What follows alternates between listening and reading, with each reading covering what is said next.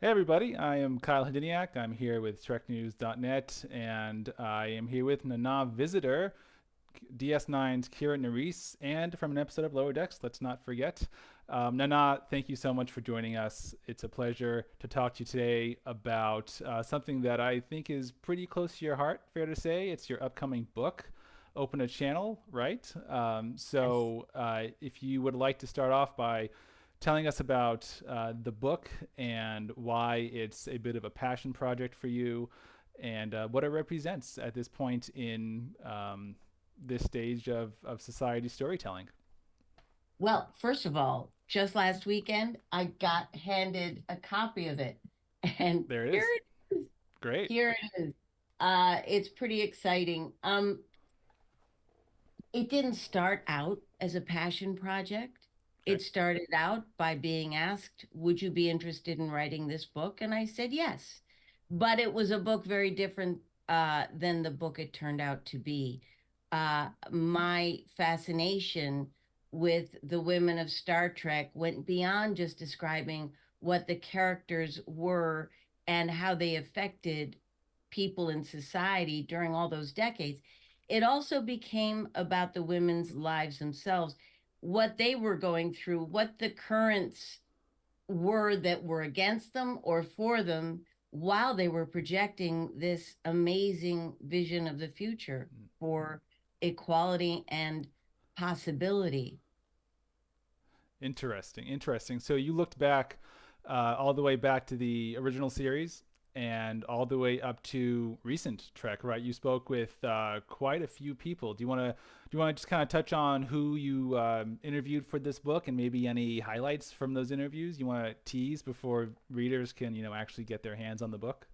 So it was all during COVID, and unfortunately, not all the interviews could be in person because of that. Otherwise, I think I would have gotten a lot more from the current shows. Mm. But I got to speak to and here's another interesting thing. I watched the original series, but not in this lens, not with this lens of what were the women going through, what was the messaging for Mm. women. Uh, but I hadn't watched the other shows, some TNG, not much, but it was a revelation to me.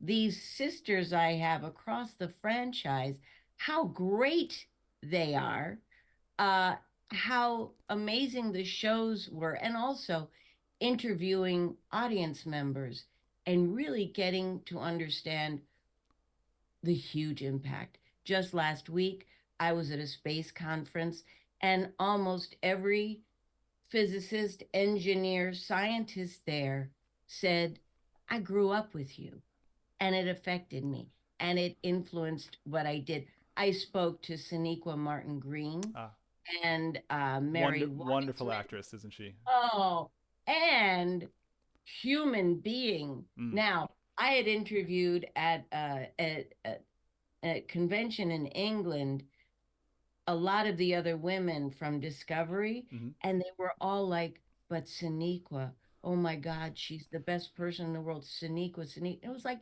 did you all drink Kool-Aid? Come on, no one can be that great. Based on Then I everything we've heard, I mean, she is just a star in every way. It's amazing. She is a star in Yep. every way. Yep. I expect her to be a content creator and to be able to handle it all beautifully. Mm. I mean, it's a new, as far as I can see, she took an opportunity and stepped up. Sometimes leaders arise in those situations, and she is definitely a kind and humanistic leader. I think Roddenberry would be very proud that she's Absolutely. In fact, the ethos of Discovery itself, I think, is something Roddenberry would be very proud of. Especially, have you seen all of Discovery? Are you interested in watching it, or even before the book? I watched many, many episodes. I tried to I tried to get in as many as I could from all the shows, don't Hmm. forget. Yeah, So there was, and there are quite a few. There are quite a few. I would sit in this chair and watch Star Trek episode after Star Trek episode after Star Trek episode. But it was, as I said, it was an amazing exercise. I see why the audience feels the way it does about the show. Yeah, yeah, for sure. And the impact on young girls watching Star Trek, or even older women, women of all ages. It's really quite remarkable. I can only imagine, especially from someone like your character, right, Kira. I mean, how many people, learn to be a strong, independent, forward-thinking, intelligent woman because of your portrayal of Kira? That must make you feel something, right? For sure. I think, first of all, I spoke to a lot of men who were very deeply affected. Not only did they, in the way that watching as a child, they go, there's nothing wrong with a woman showing emotions Mm-hmm. and getting angry and learning and making mistakes, that a woman can have the full spectrum of emotions, and there's nothing scary about that. Right. But also, men who were raised by single mothers, Gates McFadden's character made them proud Yeah. instead of ashamed at school. Yeah. They went, hey, Dr. Crusher. Yeah, my mom's like Dr. Crusher. All these little things had such an effect. It's incredible. It is, and to say nothing of having parents want their kids to watch Star Trek because of those role models. Okay, so who are your major female inspirations who you have looked up to or were your role models in life? Maybe Well, not even from Star Trek. Could be anybody.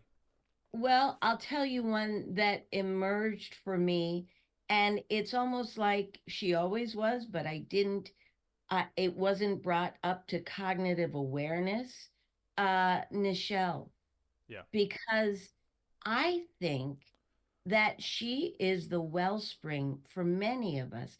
If so many of us take on the responsibility, not just, yeah, we were in Star Trek, we go to conventions, but we take on what that means.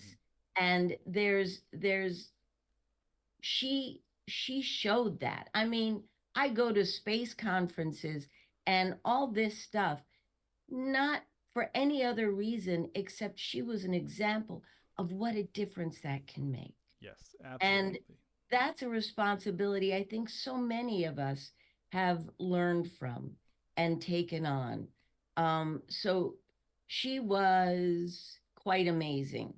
And I'd say that's a role model for me. My mother was absolutely, Nanette Charisse was another one. She I don't think, again, there was an awareness of how much was against her in life. Mm, And yet she had four children, worked every day, and had the wherewithal to do it with grace and inspiration, and was a mentor to so many. If I walk down the streets of New York today, where she was much more than a dance instructor, but a mentor to so many, there are people in the street who stop me and go, "Oh my God, your mother changed my life." mm. Wow. And beyond anything, that's purpose. To Yeah. me, that's purpose.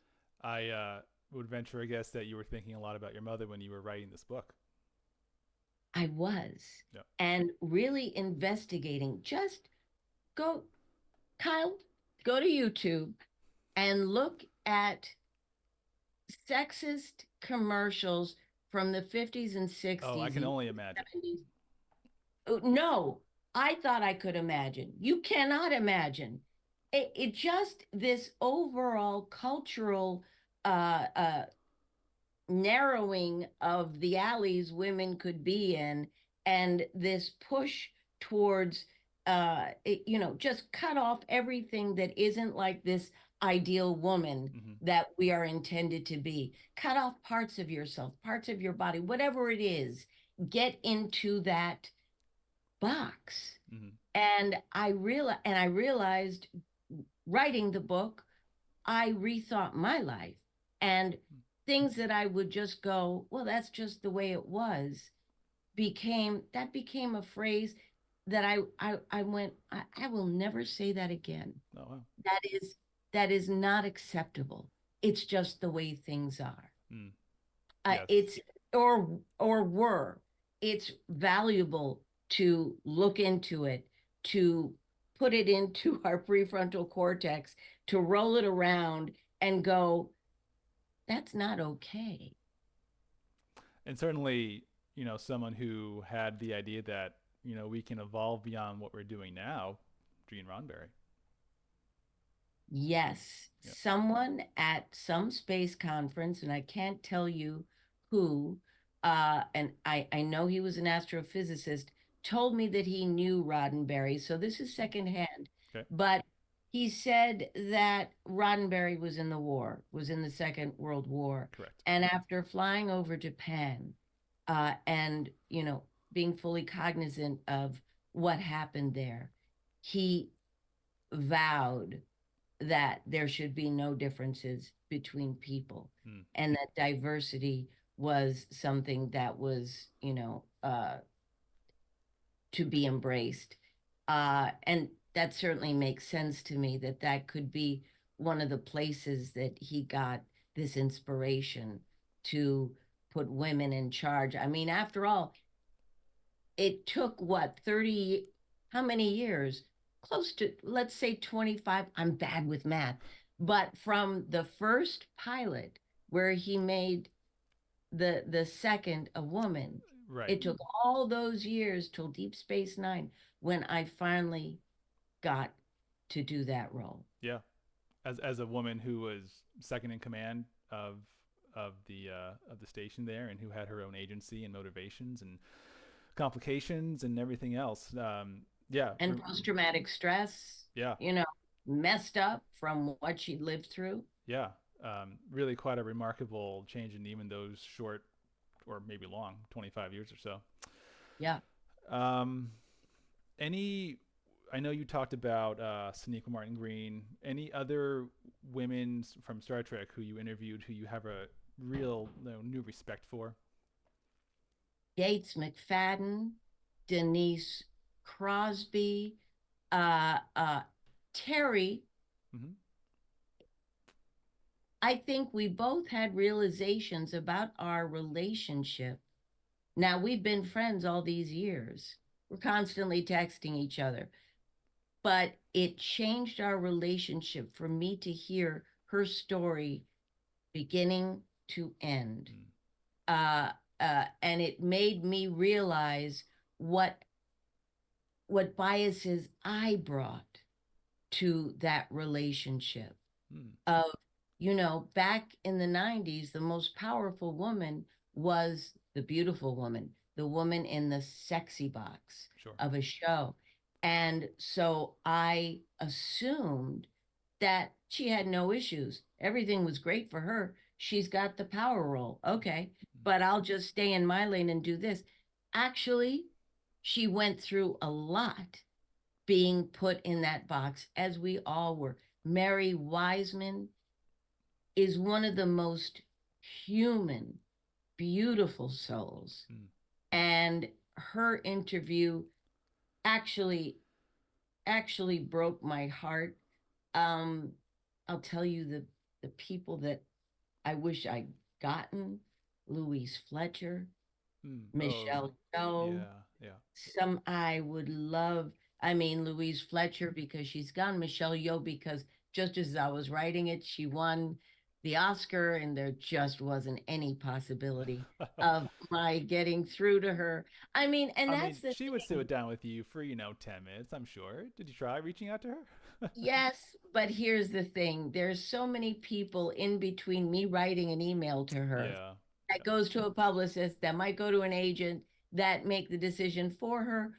And I want to say that there was only one person, two people who said no outright to me. Mm. Everyone else I either couldn't get in touch with. Michelle Forbes, I would have loved to have talked to, Mm. but I couldn't reach her. Same for Jolene Blaylock. Yeah. Uh, but I met Michelle. in front of Paramount. It was the strangest way for us to meet when SAG-AFTRA was on strike, and we met on the line Oh, and okay. hit it off. It was wonderful to talk to her, and we've had a couple of dinners since then. Nice. Well, But she didn't make it into the book. yeah, well, maybe, another book down the line, right? There are always more people to talk to, more stories to tell. I want to hear Michelle Yeoh's story. I want to Yeah. hear what because she strikes me as such a resilient woman who hasn't accommodated the culture to the point where she seems very human Yeah. to me. Yeah. And as an Asian woman and as an older woman, I'd love to hear her story. It's remarkable how the role of captain in Star Trek really seems to attract really upstanding, really human, really humane people. We've never heard any bad stories about people who have inhabited that role, and there seems to be a reason for that. Have you ever thought about that? How people like Avery or Patrick Stewart, William Shatner, Scott Bakula, all these people, they have come into the captain role and they have been captains of their team both on and off screen. Is that kind of the sense you get too? Well, I'll speak about Avery because that's the one I know. Sure. Um, First of all, number one on the call sheet is a big deal in Hollywood. It's a very hierarchical world, Sure. and whoever is number one sets the tone for the way the show goes, Mm-hmm. the atmosphere on the set. And Avery Brooks, within I don't know how many uh weeks, he knew everyone's name. Nice. He came up to me and said, "How do you like your name pronounced?" Now, I did have a way I like my name pronounced, but I didn't think I had any kind of right to tell people how I like my name, Oh, which is very telling in itself. It was just like whatever comes out, Nan, Nan, Nana, Nana. I can People sympathize. just, yeah. So, but yes, how do you say your last name? Hadiniak. It's Ukrainian. Hadiniak. Yeah. It's important. And it's important when you hear your name called correctly and instead of just good morning, the way most people do. Right. Avery knew everyone's name. And when I said Nana, because I remember that's the way I like the way my mother, who was French, would say it. Nana, I can hear her Oh, calling.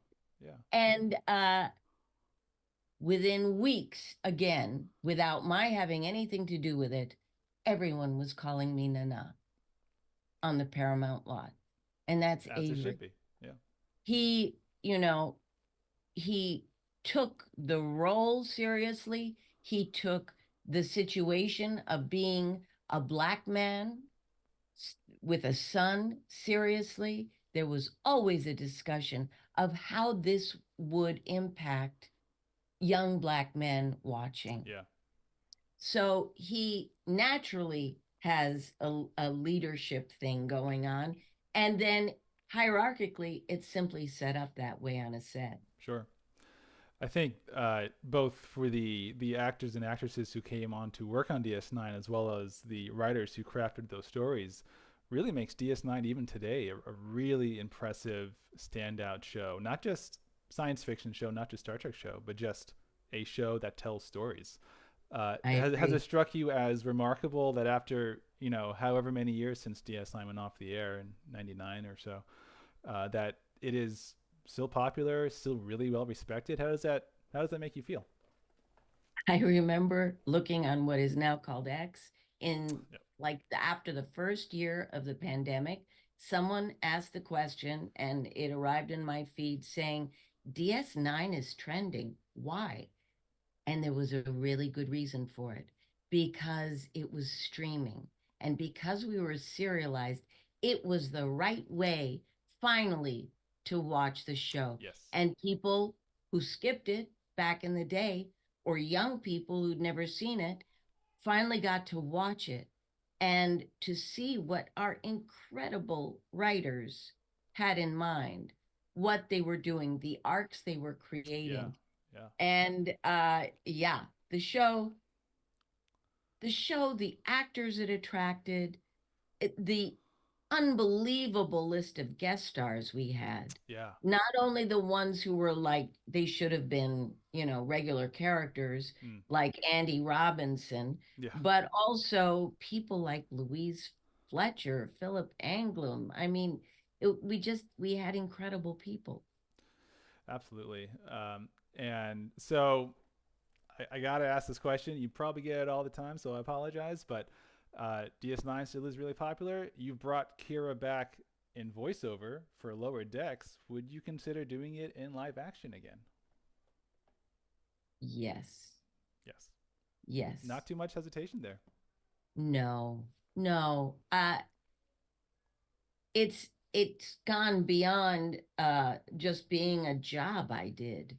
Mm, It's got so much purpose behind it, and it's given me a community that, I mean, to be able to shake astrophysicists, scientists, astronauts' hands and say, we have a connection here, not to mention teachers and children and young people, old people.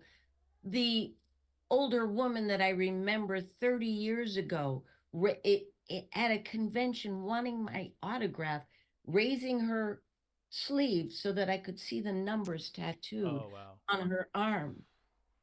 The people that I get to talk to, I realize now, there's this there's this commercial that's like, don't turn into your parents, and Oh it's yeah. always people who want to overtalk, Yeah. and it makes me laugh so hard. But I find if I'm in an elevator or something, I do turn and smile to the person next to me, and we'll start a conversation. But it doesn't have to do, my mother was very she would never do that. It's not my parents. It's the fact that almost everyone I meet is a friend, Mm. is someone who I can talk to on some frequency. That's a big deal. It is for sure. It's a connection that is remarkable, and only how many people have been in Star Trek. It's a connection that not too many people can claim to have with other people. So that's really cool. As an observer, it's amazing. It is amazing. I mentioned Lower Decks. That was a very cool episode when the Cerritos and that crew went to DS9. Do you want to talk a little bit about how Mike McMahon might have talked you into doing that for an episode?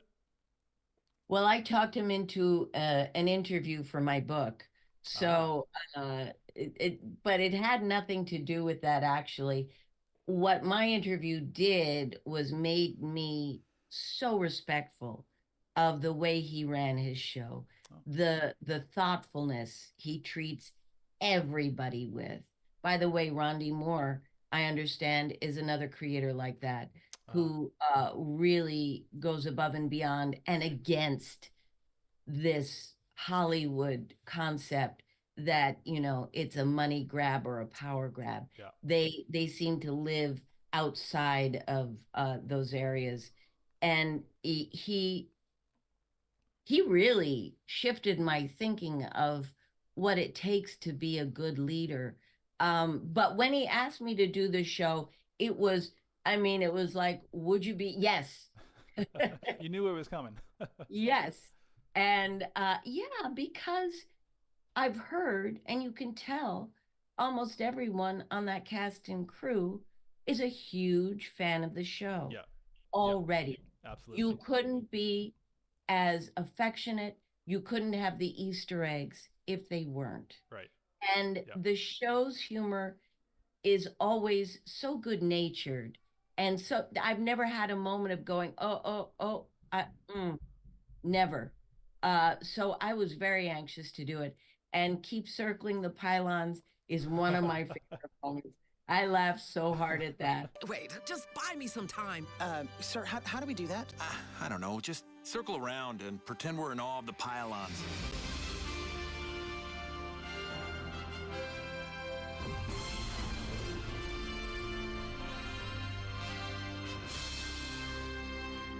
Just keep circling. Yep, absolutely. No, you're absolutely right. The perception that I get too is that the people who make and work on Lower Decks They are Star Trek fans through and through. They have been maybe their entire lives, and it's made for people like me and many millions of others who adore Star Trek, and they get the references, they get the heart and soul of the franchise. Um, for our reviews for Trek News, when I do Lower Decks, I almost always have something good to say about the show because it's amazing. That and Star Yeah, Trek Prodigy, the two animated shows, are really remarkable. Have you seen I have Prodigy at not all? seen Prodigy. Prodigy is it has so much heart. It's ridiculous. It's an excellent show. Check it out if you have the time. And When what do you think of this new show coming out? Starfleet Academy, Yeah, yeah, Mary Wiseman going to be on that too, right? Yeah, so very excited to have a lot of talent behind so much new stuff coming out. It's nice. Star Trek is really in another golden era, I think.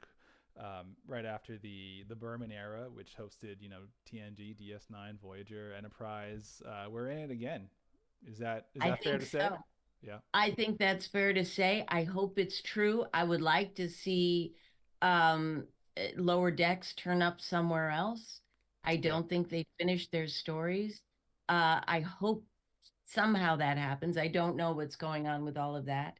Uh, Also, the thing that's flipped completely from the 90s is sci-fi is now the main event. Oh yeah. Oh It's yeah. the main event, and now the people who liked it are the cool kids. Yeah. They're the people putting satellites up that are watching the earth and telling us what's going on and giving it. I mean, I certainly couldn't remember. You're too young, probably, but we used to have these huge map books. I don't know how we didn't get in accidents because it would be page 1, 2, 3, and then you'd have to go to 10, 5, 6, 4 to see where you go, to get further. It was to have navigation. We got Remarkable. we got we got our people to thank for that. What a time to be alive is what I always say. I'm always, Yes. despite I'm 31, so I grew up with a lot of this stuff, but it's still remarkable how much technology has evolved, and even some of that has evolved because of inspiration from popular culture like Star Trek, which is really really cool. Storytelling is important. Absolutely. So I have a fairly random question for you. We at Trek News are huge fans of Family Guy. You've been on Family Guy, I think, 12 times. And I was wondering if Family Guy particularly is near and dear to your heart for some reason. I know Family Guy has a lot of to do with Star Trek. Watching your every move, Quark, so don't think you can get away with any law breaking. Yeah, whatever, man. I mean it. You'll have me to deal with. Ooh, I'm really scared. I could morph into a giant python and eat you alive. Hey, here's an idea. Why don't you morph into a guy with something interesting to talk about? They make Star Trek references all the time. Seth MacFarlane was on Enterprise. He's a huge Trek guy, and he does the Orville too. But anything notable about your voice work on Family Guy that kind of sticks around in your head? Seth MacFarlane is near and dear to my heart. Uh, I He's a great am. singer. Have you heard his albums? Oh yeah, Yeah, oh remarkable. yeah. He's unbelievable, and I had no idea. I'd seen my husband loves Family Guy, so he watches it all the time. It's a little too rough for me. Um, Fair enough. Fair enough. so so I had no idea. I knew all the characters, but when I went in to record with Seth, I couldn't believe he went from one voice to the other, to the other, to Oh, the other, and otherworldly. Yeah. morphed. It was otherworldly. He's a lovely, incredibly sweet guy. And I'll just say that there was a Christmas episode my husband was laughing heartily at, and everybody gets killed. I think, I don't know if Santa kills it, something horrible happens with Christmas. I love Christmas. And everyone ends up dead. And I go, oh my God, Matthew, please turn that off. And he goes, nah, you played the mother in that scene. You're in this scene. Yeah. I'm in the He's scene. watching it to support you. That's what's going on. Oh, he'd watch it anyway. Yeah. No, that's really interesting. Besides DS9 and besides Family Guy, any other roles in your career that really stick out to you as being ones you are particularly thankful for, ones that stick in your memory, anything like that? Yeah, the same way that in the 90s, Kira gave me an opportunity to run through a door to be this full spectrum human that I was, but never got to express. Chicago the musical Oh. let me in my 40s find uh, find a role that older women weren't supposed to be in, even in the early 2000s. Mm. So that role meant a lot to me. Plus, being backstage, listening to the music, being on stage, doing the Fosse and Ryan King choreography, Mm. being on the Schubert stage, which is such an honor, Mm. was yeah, that was an experience I won't forget. It's so interesting to me how so many actors in Star Trek have at least done some, if not substantial, stage work. Do you think there's any kind of relationship there? It seems like it happens to so many of these, not only main cast actors, but like everyone. I talked to the casting directors of the casting director for the original show and for the all the shows that came after, and they said what they looked for were interesting people who were very present and had a powerful thing about them. Hmm. The stage will teach you that. Yes, and I was actually talking. We interviewed John Billingsley one time from Enterprise, and I asked him kind of the same question. And one of the things he mentioned was that in Star Trek, you need to be pretty eloquent with all these technical terms and such, and being on stage kind of helps you, practice that eloquence, perhaps in a way that you don't get on stage. So that might have something to do with it too. Discipline, Yeah, absolutely. I yeah, mean, there's nothing more disciplined than stage actors for the most part, mm, especially, I'll say, people who sing and dance as well, because you really have to be an athlete yeah, to have it all together for a show 8 times a week. So going on to a Star Trek set where you have makeup and other elements that sometimes can feel like they can get in the way, you can find a way of using that mm, to make your character interesting rather than fighting against it. yeah, for sure. Okay, so we have a couple minutes left. Is there anything else you want to tell our audience about your upcoming book? It's out October 1st. It's on pre-sale now at Amazon. Great. Cool. Well, Nana, thank you so much for sitting down with us. It was a pleasure to hear about this project of yours and to talk about other parts of your career. We really appreciate it.